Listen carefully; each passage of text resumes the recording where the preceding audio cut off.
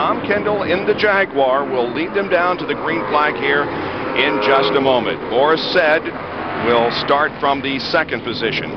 Said is the fastest qualifying Ford. So many of these drivers that run this series are called upon during the Nextel Cup Series in NASCAR to run the road courses simply because they are the best. And Boris Said falls right into that category. He is one of the most aggressive road racers, and Kendall knows that. These boys have had many battles in the years past, so I expect to see some typical street fighting here between Kendall and Said.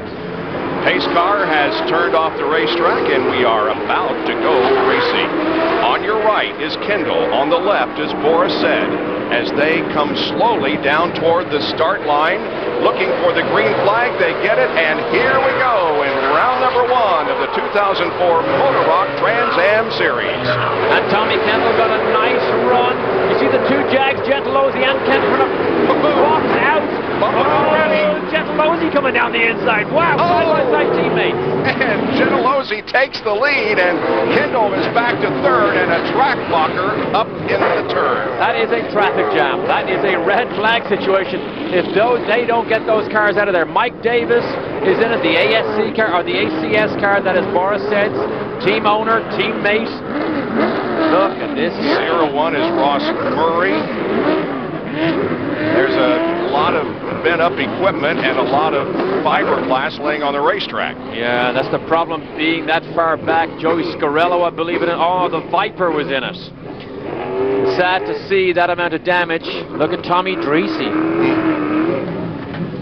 Well, let's take a look. First of all, watch Gentilozzi come from 4th starting position. Okay, move back a couple of rows. There's Tommy Dreese. Oh, he drop kicks Mike Lewis. Drop kicks Mike Lewis, and then a concertina effect. They all crash into each other. They commence a wrecking. Here it is again. Two Jag safety through. Oh, there's Dreese. Drop kicks Mike Lewis. Oh! Boom. Huge crash. Huge traffic jam. 405 on the freeway. Literally. Blame the fog. There's the 0-1 of Ross Murray. Get the wrecker. Which got a little airborne as the wreck was developing. And so, there's the 12 car driven by Michael Lewis, who was turned sideways first that really started the whole thing. By Tommy Dreese. Yep. Tommy hit him. Tommy in the Jaguar. Tommy, a local boy here. His business is in Hollywood, making sets for the movies, movie sets. See damage left side, heavy damage left rear. They can probably drag that piece off and tape it up and get him back in. Here's the freeway traffic jam again. Two Jags make it safely. Boris Said over the curb. Tommy Dreese drop kicks Mike Lewis. And then, boom, there you go. The 0-1. Ross Murray just launched into the air, and everybody else just takes avoiding action. Look at Greg Pickett. Back of the pack because he changed an engine. Nowhere to go. Boom. Now the tire walls are there. Mike Davis is in them. What a mess. That is not what we wanted. Bob Ruman, number 23. See him right there. John Bocom got involved in it. So if Lewis's car is in half decent shape, he could make a charge up through this field. And Greg Pickett, who got caught in that melee at the front, is actually listed in 7th place right now. Greg Pickett went right to the back of the field because of an engine change. He got caught in the traffic jam. He is in 7th place. That is a good run so far for Greg Pickett. Down to Calvin once again. Down here with Dave Steele, who's the crew chief on the Lewis machine. First of all, what did Mike say about the incident? He just said he had a nice big lead going into one, and somebody hit him from the back, so I don't know exactly what happened with that. He's not sure either. What's the state of the car now as we go back racing here shortly? I didn't hear you, Calvin. What's the state of the car? Is he in good shape? Should we go back to green? Yeah, it's got a little body damage, but everything's square on it. And we are back underway as the green comes out, and the drivers move through turn number 1 much more successfully this time. Gentilozzi able to hold on to the lead, tailed by just a few car lengths by Boris Said, and Kendall has dropped back to the 3rd spot. And there is no doubt Boris Said is one of the most aggressive drivers we've ever seen in one of these cars. You always watch him, you always see Is he going to make a move? He is a threat every time he's anywhere near you, and Paul Gentilozzi knows that, although he has a nice cushion here. This is a long, long race, 51 laps, I believe. 51 laps, we're going to sort this out. We're now 6 laps into it, all under yellow so far because of that incident. 51 laps or 75 minutes worth of racing. There is Kendall, and you can see that he has dropped back behind Said by a couple of seconds. And back down to Calvin Fish regarding Dreesy. Well, Dreesy is in, and this is not to fix the car any further. The officials have claimed that it was a Tommy Dreesy problem down there in turn 1, and they're holding him, I believe, for 10 seconds, so they're keeping the engine running. And this is a long 10 seconds if it's only 10. I'm not sure what the time penalty is, but this is really being enforced for what they thought was avoidable contact on the opening lap. Interesting that he was so verbally abusing Lewis, and in fact it is Dreesy that is getting the 10-second penalty, and now, well, tries to pull away and the car stalls. Yeah, those officials are obviously wrong. I mean, Tommy told us himself it was Mike Lewis. Wouldn't you? The old book of racing driver excuses. Now here, we don't want to see Tommy Dreesy go down a lap here. I don't like taking the headset off there. That looks as if this might be done for the day. Be a terminal situation here as the leaders come round. Wow, look at Gentilozzi. Look at the gap he has on Boris Said, and this is only after less than 2 laps of racing. Look at the amount he has pulled out already. And Joey is done. Tommy rather is done, the way we understand it. Kendall now beginning to close up on Boris Said. Look at this, side by side. That is Diaz coming down the inside. That is not for position. That is the lap car.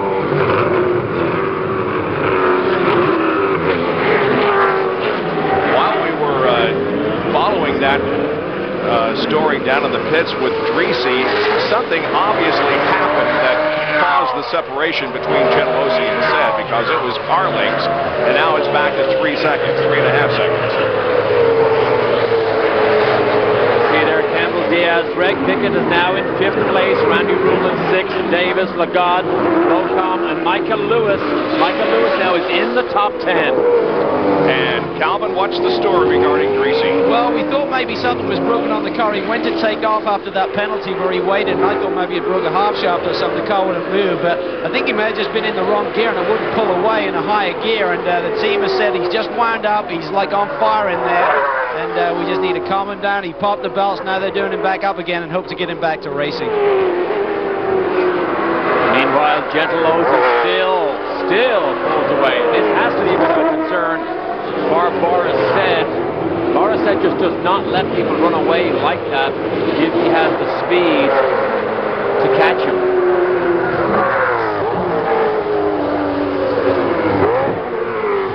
This was just a couple of laps ago, Derek. Yeah, watch. The right side, that is Joey Scarello, I believe, moves over to the right side. That's just unburnt fuel pouring out of the exhaust on the right side. But looks pretty spectacular down in that braking zone. Gentilozzi with a 3.5-second lead on Boris Said. Jorge Diaz running in 4th position, and just behind Tommy Kendall there is Diaz in the blue number 06.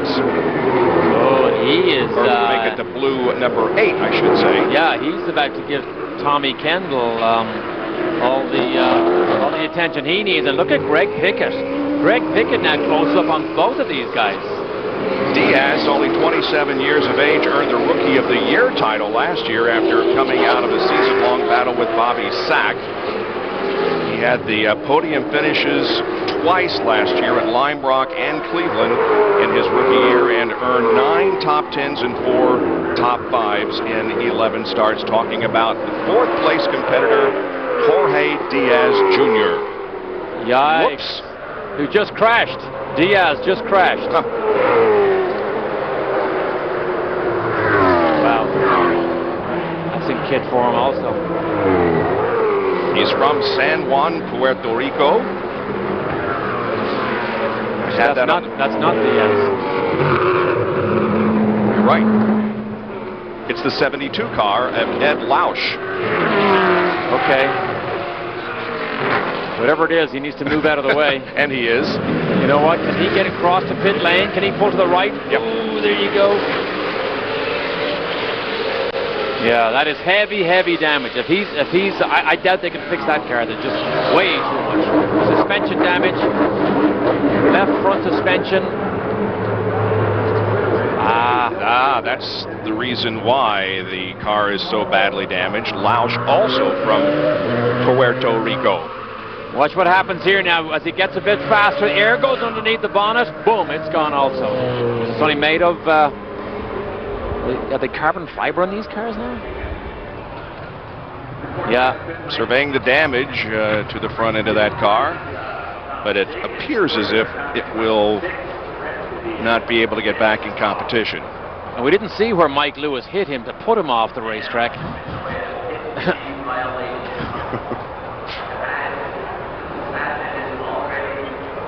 At any rate, back on the racetrack, it is still Paul Gentilozzi. And the interval is shrinking. Said is beginning to catch up a little bit, but Paul still maintains a rather comfortable lead. It's down, well, last lap it was 2.88 seconds. We'll see what it is this time as Gentilozzi comes down to complete lap number 11.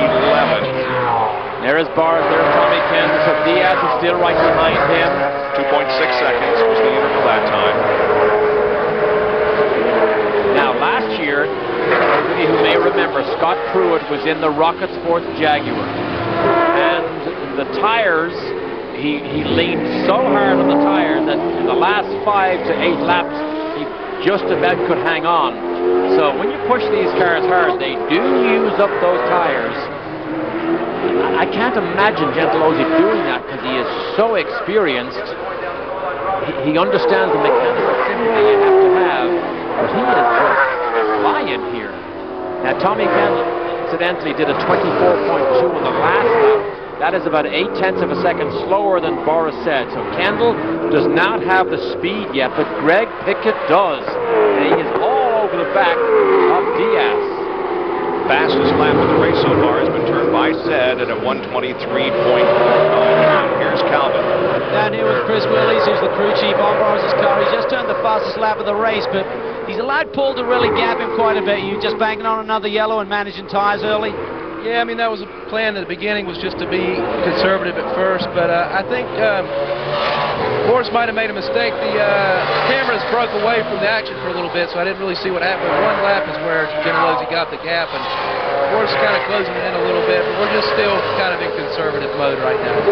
Picture here today is the fact we got TK in that 4-valve motor as a little lighter car. I mean, he may be playing his car's close to his chest as well in terms of what pace he's running. Any concerns for the end of this one? Do you think he'll be in good shape? Yeah, I mean, he is a lighter car and it'll be easier on his tires, but he doesn't really have to push down the straight right now, so in here you kind of need that. So, but I mean, Kendall's always a factor, so you can't count him out, that's for sure. So we'll be watching him for sure. All right, Chris, best of luck. He says he doesn't have the grunt. Grunt is horsepower. Grunt is the old ponies under the bonnet. You need as much grunt as you can get. And Greg Pickett looks like he has good grunt here as he still chases down Diaz. Greg Pickett, for those of you who don't know, is Scott Sharp's father-in-law. That's correct. His lovely daughter Kim is married to IndyCar driver Scott Sharp.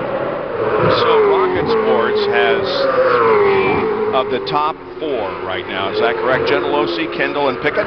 Yeah, that is, and Diaz. Diaz is also, that's a Rocketsports Jaguar. So 4 of the top 5. Boris Said, the only one that is not in the Rocketsports category. He is driving the New Century Ford Mustang. Word on the street has it that Rocketsports' name came after Paul drove an Oldsmobile. They call it the Oldsmobile Rocket, and that spawned Rocket Sports. Now they build engines, they build all sorts of stuff, and they build very good racing cars. In fact, they've built a road version, a hot rod road version of that Jaguar. Well, the 23 car, Bob Ruman, is dragging something on the left side of the car. And that will not be a problem unless the officials deem that that is potentially dangerous. You know what? I think it is. Yeah. The driver sits right there, so he obviously sees the bodywork beginning to peel off. And at those type of speeds, in fact, you can lift that whole bonnet right off the race car. Yeah, he'll definitely go to the pit lane and get that taped up.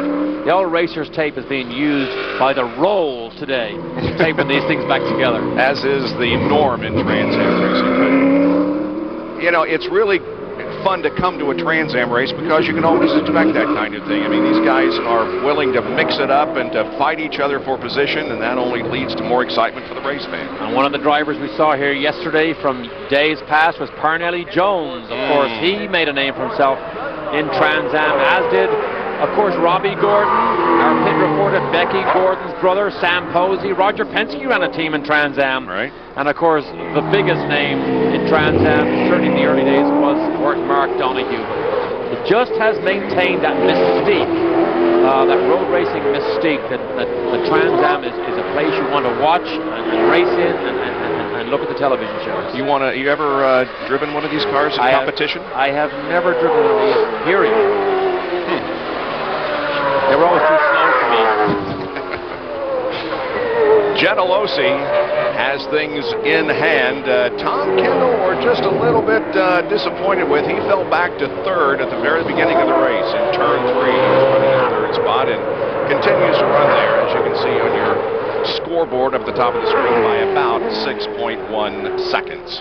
Gentilozzi now in the 24-second range. Boris Said still in the 23s. Tommy Kendall on the last session elapsed was fastest at a 23.4, and Greg Pickett is still right there, same speed as Boris Said. Faster than Gentilozzi is Greg Pickett in 4th place, and Ruman is back in. Take that thing up. Yep. As predicted, he has come in for the pit stop so that they can get that piece of debris taped up. And Mike Lewis, Derek, is up to 6th. Well, imagine, causing all that trouble, and he still runs in the top 6. And Mike Lewis is now beginning to run down Diaz. Calvin? Well, Bob Ruman is back in. The complete side is obviously taken off on him when he gets up to speed, so that duct tape will only work to a certain degree, and I think the fender flare is out there, and the air's getting underneath it and lifting off the car, so they're going to try and do a bit more work and get him back out some more laps underneath his belt. Also, Randy Ruhlman is having issues. We just heard word from their team that he's losing second gear and consequently losing a lot of pace on the racetrack. And Ruhlman right now shown in the 9th position. Randy, of course, is a veteran campaigner in this division, finished overall as one of the top 10 drivers in 7 of his 8 full seasons in the Trans Am Series. Well, if you were Paul Gentilozzi, how do you feel right now with a 3.1 second lead after almost half of this race? Well, you feel very good, because not only does he race these cars, his team in Livonia, Michigan, actually Lansing, Michigan, builds all these cars for quite a few of these competitors. Of course, Paul has bought the rights to Trans Am, has packaged it as part of the Champ Car World Series weekend racing here. And I have to say, I'm impressed here. I don't believe Paul did very much testing over the winter time because he was so busy with his business suit on and trying to buy the assets of the old kart company to run Champ Car this year. But I'm impressed here. Can it last? Tommy Kendall still runs in 3rd spot, Calvin. Yeah, he's done a nice job out there, of course, and I think he's really just pacing himself. I had an interesting chat with his crew chief, Troy Cowgill, before the start today, and I said, what is the approach of Tommy compared with Scott Pruitt, who certainly went on to win a championship last year, same man overseeing the car, of course. And he said, well, Scott made me work a lot harder, to be honest with you. Even when the car was fast, he wanted to change springs, try and still find that elusive extra 1/10 of a second. He said, TK really hasn't asked for much all weekend long. He's really laid back. I think he realizes with his layoff, he just wants to work on his own behavior in the car and really just have a good, consistent car underneath him. But he is savvy. We know him well. We know him as TK up in the booth, really digging deep into strategy, and I think he's got his own one going on here this afternoon. Back in 1997, he had an 11-race win streak in Trans Am, and that remains the longest in series history. And the trivia question of the day is, who broke his 11-race win streak? Calvin, do you know? Yeah, it was a great battle. It fights big, I think, right there, Mike Borkowski. Absolutely awesome, awesome Trans Am race with Mike Borkowski. Drove for Tom Gloy that day. He broke the win streak, and you couldn't have had a better street fight type of race. I think even Tommy enjoyed it, even though he didn't win.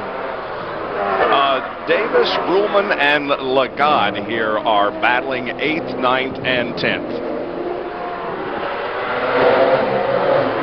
Mike Davis, of course, owns the team. ACS Motorsports, ACS Express owns the team that Boris Said also drives for.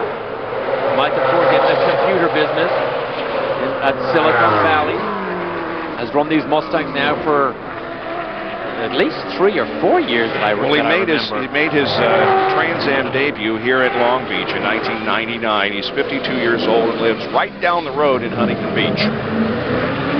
And he has his mirrors full. Because Randy Ruhlman has been around Trans Am racing for many, many years. So Randy knows the ropes here, knows what it takes to make these cars go fast. So he's going to enjoy this fight here with Mike Davis. Randy Ruhlman there in the blue car has a degree from Stanford University in engineering and marketing. His wife is the president of Ruhlman Marketing. Lagarde's right there too, to the left side of Ruhlman. So Max Lagarde in the yellow car, top of the screen there. Not letting these boys. Max Lagarde, I don't know how many years he's been in Trans Am racing, but it's a long, 10. long time. 10. Yep. He's been racing for more than 10 years. His best finish of second came in Reno in 1997. And the interval is shrinking between first and second. It's 2.6 seconds. And we're 29 laps in of 51 laps. So we are over halfway, but there's a long, long way still to go here. And Boris Said now looks very, very threatening. He does indeed. This is the 30th lap of the race, and the interval is just a matter of car lengths as Gentilozzi took off at the beginning and really had a commanding lead at one point, but now it's down to just a matter of car lengths. And I don't think we can count Tommy Kendall out of this thing either, as he is also very much in the running. See the back of the Jag, just kick out there, underpowered, tiny bit of oversteer. I don't know if that means anything right now, but Boris Said, who loves to make the lunge down the inside in the brake zones, now just all over the back of Paul Gentilozzi. With a hairpin. Yeah, I doubt he'll make. I doubt he'll make a lunge down to that hairpin, but at the next one, he could well do that. Boris Said was on the power earlier than Paul Gentilozzi coming off that hairpin. And they move down this long, it isn't a straightaway, it's a nice, gentle, sweeping turn, but they are on the gas all the way, and as they head for turn number 1, Gentilozzi will maintain the lead, and Kendall is now down to 3.5 seconds behind Said. And that is a Rocketsports built engine, I believe, in Paul's car, and that looked really good down that front straight. There's Kendall. Yeah, he's catching them also. Sure is. Greg Pickett is about 8.5 seconds behind the leader in 4th, and then Jorge Diaz is 5th, and he is well off the pace. On the last lap, Greg Pickett was the fastest racing car on the circuit. He was in the 1:23.5 range, which is half a second quicker than Kendall, half a second quicker than Said, and a full second quicker than Paul Gentilozzi. And there he is right there. So there's the fastest man on the racetrack, Greg Pickett. Could be today. Has a chance to become the only driver to win a race in 4 decades of Trans Am competition. Having a great run here. Boy, when he had to change that engine and move to the back, I'm sure his heart began to sink because he was so far back, and then that first lap in the lead. But Greg Pickett certainly has become a major factor as this race has rolled on here, and he is catching the leading group. The standings have Michael Lewis in 6th position right now, as he's made a tremendous, impressive comeback from that first lap, first turn incident. And back in 7th is Bockham, then Ruhlman, Mike Davis, Lagarde, and Sims. And all the others are not in competition with the exception of Ruman, who has been in and out of the pits and shown in 13th position and is still on the racetrack at the moment. Hey, well, Kendall's in trouble. Where'd he go? He slowed down. Yeah, he's in trouble. Yep. Pickett just went by. Pickett went around him. I think Diaz did also. Yep, he would have had to. Wow, Tommy Kendall is off the pace for some reason. Greg Pickett just flew by him. And Pickett and Diaz in a battle there. Oh, yeah, Kendall may be on his way to the pits. It looks like a little bit of smoke. Calvin? Yeah, with his crew chief, Troy, what's the issue? I don't know. He said something about overheating. I don't know if he overheated the tires or the car or the brakes. He hadn't came back to me yet. Okay, well, that's the word down here. I do know for a fact that TK did not employ the water braking system. It's about 3 gallons of water that they're allowed to run that actually miss the brakes to keep them cool. But the pace that he dropped off, it looks like it may be something more than that. So he was looking at the weight penalty of running about 20 to 25 pounds of fluid on the car. Didn't want it. He said the brakes have been good. So we'll give you an update when we know.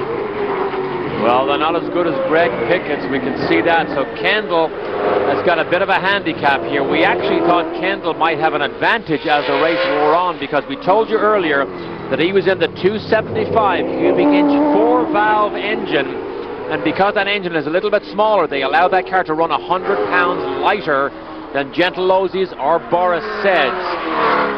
But that lightweight has not proved to be any type of an advantage for Tommy Kendall, as Greg Pickett is on the rostrum as we speak, if he can just keep this going. A great run by Greg Pickett. As a podium finish going, currently in 3rd position, there is Kendall, the driver who won 3 straight Trans Am titles in 1995, 96, and 97. But something has gone wrong that has dropped him back to the 4th spot.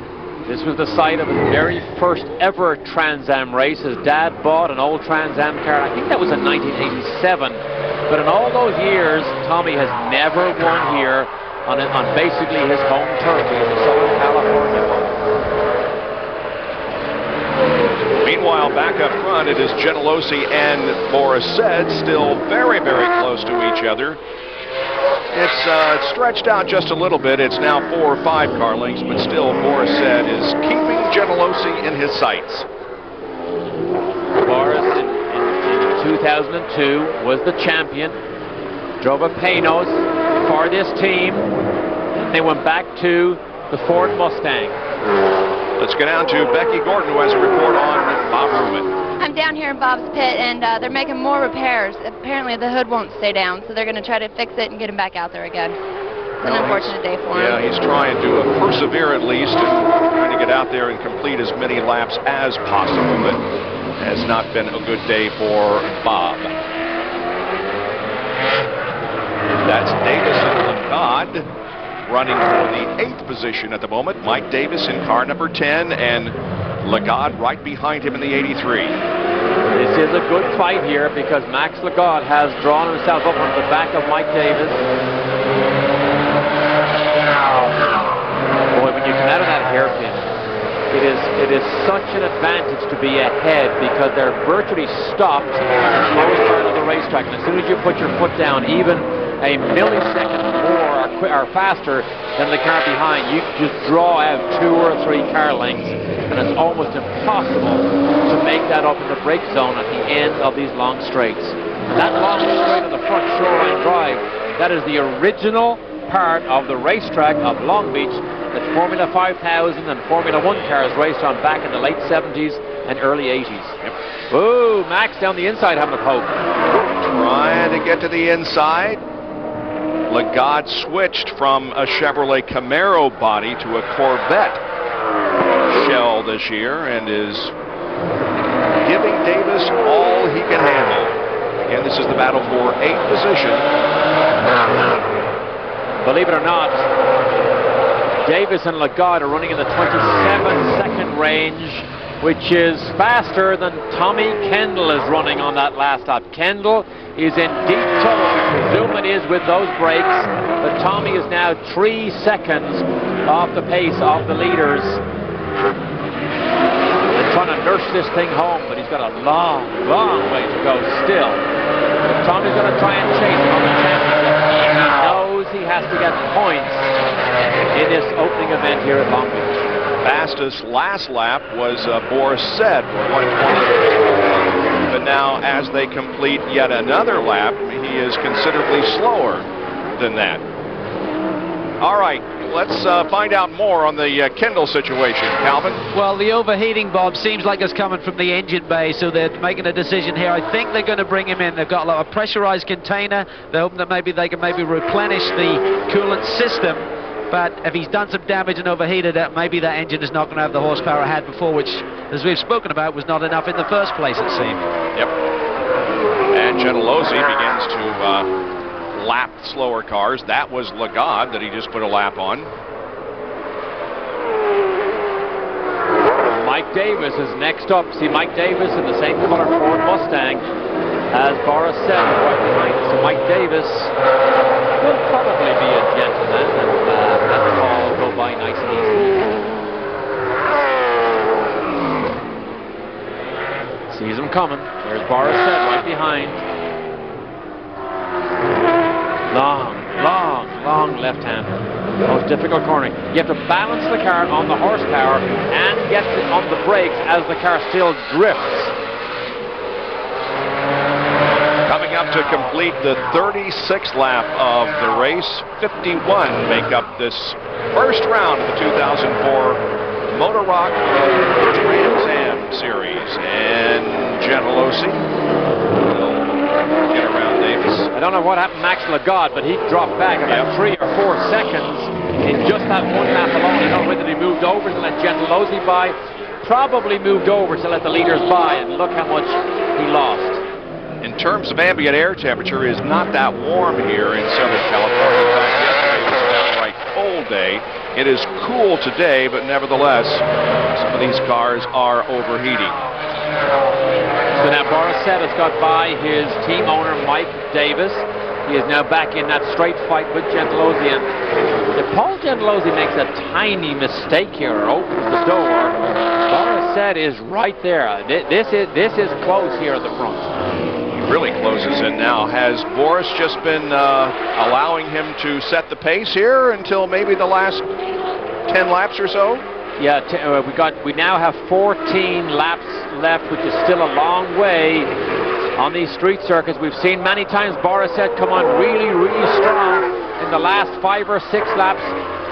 Boris Said and Gentilozzi in particular have had many wheel banging sessions, door bangers, as they fought for some of these Trans Am races. But Gentilozzi is not in a comfortable position here at all with Boris Said right behind him. Both veteran drivers of the Trans Am division. Boris Said is 41 years of age and Paul Gentilozzi is 54. And now once again the interval shrinks to just 1 or 2 car lengths. Said has, despite the fact that he got caught in traffic, has really closed in, and now coming off the hairpin, tried to get to the inside, couldn't do it. But you just have the feeling that Boris may be waiting for that one opportunity, and he'll take advantage of it. And he doesn't have the horsepower of the Jaguar. He appears to get on the power at the same time as Paul Gentilozzi, maybe a tiny bit earlier, but he doesn't seem to have the same type of horsepower. And that's Tommy Kendall. End of the day. End of the day. Tommy Kendall running in 4th spot. Has a lot of smoke coming from the rear end of that car. Yeah. He was the pole sitter, and it could. Oh! And a car has hit the tire barrier, and that was just a banner that came off. Was it Diaz? Diaz, maybe? The blue car to the. Oh no, Mike Lewis now has the banner that was knocked off by Diaz over his front radiator. But Tommy Kendall probably has retired for the day. There is too much smoke there, I think, for that thing to survive. Calvin? Well, he makes his way in and the engine is silent, so that could be it. And we'll try and get a quick word in here with TK. TK, mate, what's the problem? I mean, the smoke, the smell doesn't look good for you. Well, the temps were just kind of steadily climbing, and we've had high temps all along because we're just spinning it hard, really trying to keep up. But slowly, the water temp got to 300, and it started, or not 250, it started pissing water out through the bleed. Big action on the track, boys. Said has crashed. Boris Said running in second spot and chasing Paul Gentilozzi and putting an incredible amount of pressure on him, has run into the tire barrier but is able to keep going. How about that? I wonder, is this fluid from Tommy Kendall? Did he throw some stuff out here? Oh, look at this here. Yeah, you see, was he past Gentilozzi at the time? I think he so. was. I think he had taken the lead, yeah. He had taken the lead, and it appears that there was fluid on the racetrack when Boris Said just went straight into those tire barriers. We saw Paul Gentilozzi take the lead back, get it sideways in the Jag, but now Greg Pickett is in second place, and Mike Lewis is in fourth. How about that? Wow. Now the question is, was there enough damage to Said's car that he will continue to fall back, or can he possibly get into the chase again? But he is almost 35 seconds behind now. It's going to be impossible for him to catch up to the front of the field, but can he hold on to the third spot? Meanwhile, there is Gentilozzi, who is back on top.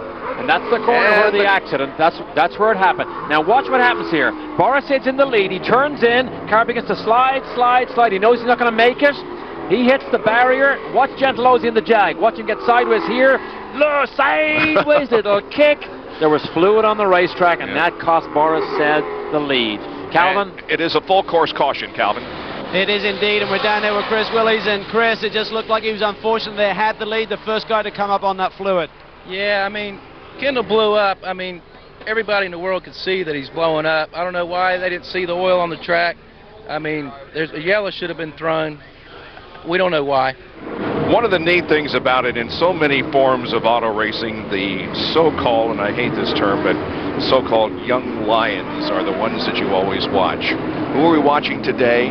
Veterans, Paul Gentilozzi, Greg Pickett, and Boris Said. Enough said. And Mike Lewis. Now enough said. Okay, there's Greg Pickett, second car. So Mike Davis has allowed Greg Pickett to go by. Now, where is Mike Lewis? How far back is he? So if we stay here on this picture, Mike Lewis is right there. Here he goes, black and orange car right there. He's still got that banner on the front of his radiator. I just hope that does not cause him a problem. I'd love to see Mike Lewis have a fair run here to try and catch and potentially have a go at passing Boris Said. Now, we showed you how Boris Said went into the tire barriers. We have not shown you how he got the lead from Gentilozzi, and it looks like it's right off the fountain turn, so to speak. Oh, Paul made a slight mistake. Look at this. Look at these two boys swapping paint. Man, that is a street fight right there. No kidding. And then, after getting the lead, he drives down to the next corner, and here's what happens. He never made it round a complete lap in the lead. Unfortunately, got caught on Tommy Kendall's oil, and despite having a Jaguar autograph all the way down the left side of that car, Gentilozzi still got the look of the draw and pulled away. The interesting thing about Gentilozzi, I believe he also went wide on Tommy Kendall's fluid. So Tommy Kendall's problems has really changed the face of this race. Down to Calvin. Down here with Dave Steele, should I say. Mike Lewis has made a great recovery all the way up to fourth, but that banner on the radiator, how the temps looking? He says the water temp's still okay right now. I'm trying to maybe get him to stop on the racetrack, and hopefully it'll fall off, and we'll see what we can do after that. But I don't think we got anything for the leaders, but we'll give it a shot. But an exciting day. I mean, after the first lap, first corner, I'm sure you weren't expecting to be here right now. No, I was expecting to go a couple of laps down, so stay on the lead lap and be up to fourth place in the top five is going to be a good finish. Good job. Thanks. Remember, Michael Lewis started up in the 5th position and was involved in that first turn, first lap crash with Tommy Dreese and others, but he has persevered to now run in the 4th spot. The caution flag remains out at the moment. And again, This is a timed race now. 42 laps are completed. We're not going to make 51. Lewis is right behind Boris Said. This could be good. Becky, what do you have? I'm down here with Chris Lewis. What's going on out here? You know, you guys are talking to the officials. What's going on? Well, just trying to get the order going. Hang on, Boris, or just checking with the official right now. Hang on a second. You hear it, he's talking to the official. The rules say that the back markers are supposed to get behind the lead cars on this situation, and we're trying to get this sorted out with the officials. The monitor is pretty clear we're in third place, and we should be in the third car in line. So, I don't know. It's just unfortunate. I mean, I think everybody in L.A. except maybe a couple of people saw the smoke and the oil out of that other car.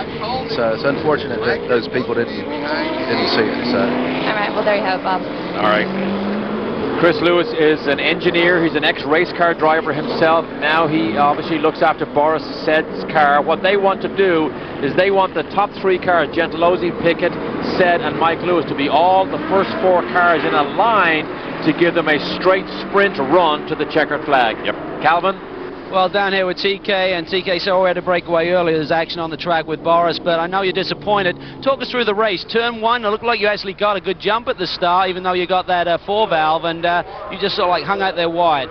I tried to make the straightaway as short as I could by keeping the speed down, make it so like the hairpin was here. And and that worked pretty well. I got a good jump. And then as I was starting to turn in, I saw Paul coming, and I didn't think he could stop. And so, I mean, I had every right to turn in, but I think we both just would have ended up in the fence. And so I left him some room, and he, got it gathered up, and Boris got by me. And then I had trouble getting my front tires up to pressure, and I was locking the fronts under braking. And so the one area that I need to be good to keep them close, it took a while for that to come in. Another question of really trying to get the balance right at the end by setting the car up that way? Once the tires were up, the balance, I thought I had just about nailed it in terms of where I wanted to be, but that was just more a function of pressure, and so it just wouldn't turn, it wouldn't stop. And so once it came back up, and I had confidence the brakes were there, I was dialing back in, but then it got hot. So. All right, mate, well, tough day for you, and we're going back to green, fellas. Indeed we are. Here we go, and we've got less than 4 minutes to go in this race. The green comes out, and let's see what happens here as Gentilozzi tries to hold off the charging herd. There he is with Pickett just a couple of car lengths back. The leaping cats are at the front here. The racetrack is in a horrible condition, though. There is kitty litter just about all over the track from here on down. So these boys got to be really, really careful. But Greg Pickett is looking mighty here. When was the last time Greg Pickett won a Trans Am race? I don't know, but he has shown the type of form today that we saw years back. Remember, he took some time off, retired, went to go about his business, watched his son-in-law, Scott Sharp, build up his career after Scott Sharp won the Trans Am Championship. But Greg Pickett just looks mighty here this afternoon. Look at it, getting it sideways still with a few laps to go.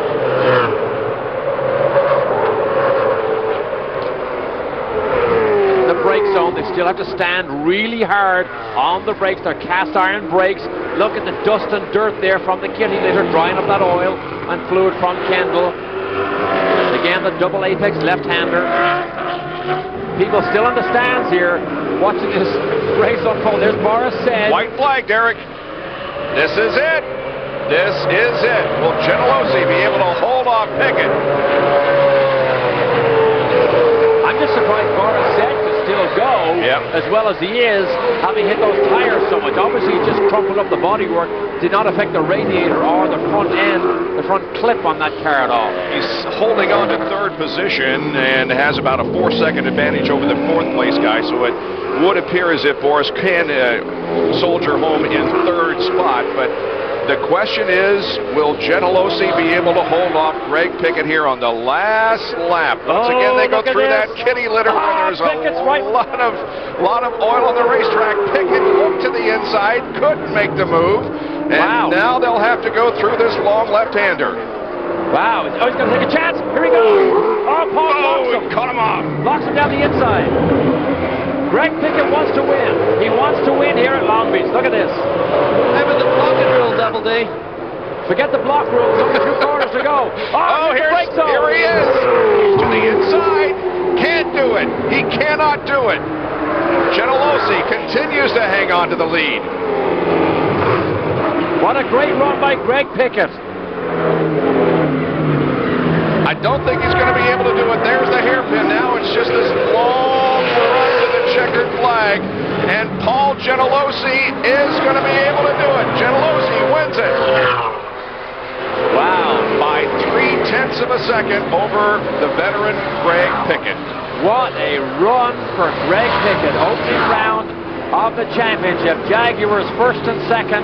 They have now won 3 championships, and look at the boys in the pit lane. They enjoyed that. Said did come home in 3rd, Bockham 4th, and Mike Lewis finishes in 5th position.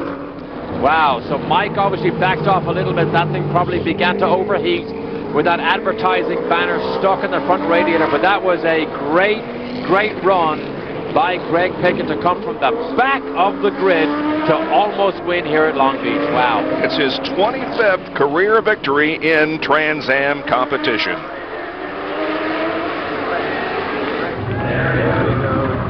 Well, look out, Alonso Jr. You may have 6, but this man now has 5 wins on the streets of Long Beach. Paul, great day for you. Well, you know, I got first I got to thank my son Tony, because it was his engine that left everybody on the straightaway. And then Greg Pickett at the end in a Rocketsports car. What a race. How about that? I know you expected a challenge with both TK and Boris, but when you got the old boy behind you, that had to get your attention. Well, you know, Greg's been a great champion at Trans Am, and one thing I know is he never works his car too hard. We worked ours awfully hard. The idea was to get Boris to chase me and then have TK pick up the pieces. Nobody dropped any pieces. Talk us through that lap. Well, it looked like you may have slipped on TK's oil, and then obviously Boris put it in the wall. Yeah, I came around there and slid wide. Boris and I got door to door there. That was kind of cool. And then he really had me, and he went in too deep and got more oil, befitting as it is, and he went into the tires and I went by. As busy as you are, how do you manage to get in a race car on Sunday afternoon and lead the race? I mean, it's unbelievable. Well, I've been blessed to have all these opportunities, and really I love racing because it's the only place the phone don't ring. Do you get the prize money check, or does it just stay in the kitty? I get the prize money. Count on it. 57-year-old Greg Pickett winds up in 2nd position here this afternoon, 0.3 of a second back of Paul Gentilozzi. Boris Said, John Bockham, Michael Lewis complete the top 5. It was Finishing good. 6th, the lap down was Mike Davis. Paul Gentilozzi wins his 5th race here at the Long Beach Grand Prix and his 2nd in the last 3 years. He also won in 2002. And now the streets of Long Beach once again become streets for passenger cars. That does it for our coverage of the Motorock Trans Am Series. Join us again on HDNet June the 5th for our next Champ Car World Series event. That will be the Time Warner Cable Roadrunner 250 from the 1 Mile Oval of Milwaukee in West Allis, Wisconsin. For Derek Daly, Calvin Fish, and Becky Gordon, I'm Bob Jenkins. Thanks for joining us. So long from Long Beach, California.